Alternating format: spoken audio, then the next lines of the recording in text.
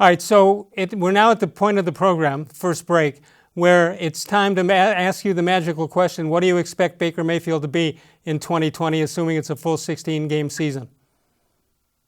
I certainly expect him to be the starter. I mean, I know I thought we were going to talk a little bit about like the idea that some people think, oh, case-keenum's going to beat Baker Mayfield out at some point. It's crazy. He is the guy, and I think he will be somewhere between good and very good. But all those things mean a winning quarterback in year 3 in the NFL. And he has to have 100% coaching, front office, locker room backing. You've got to lean into this guy.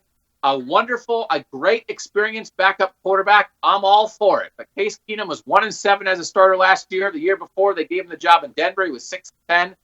This is not a guy that is going to be shoving Baker Mayfield aside. And nobody should be suggesting that. Case Keenum's not suggesting. No, so but wait a minute. What about the Baker Mayfield that we hear needs that challenge, needs to have somebody pushing him at all times? It certainly worked the first year when they went with, they didn't start him right out of being the number 1 draft pick. What about that particular Baker Mayfield?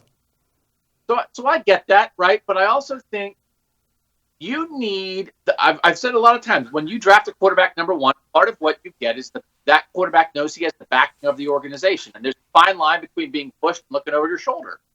So, I mean, you want an experienced guy in the room. You want him pushed in practice. You want him being challenged. But I think the biggest push for Baker Mayfield is playing better than he did last year.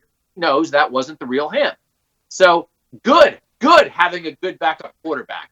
I don't need Baker Mayfield thinking he's going to lose his job or anything, though. He's the guy.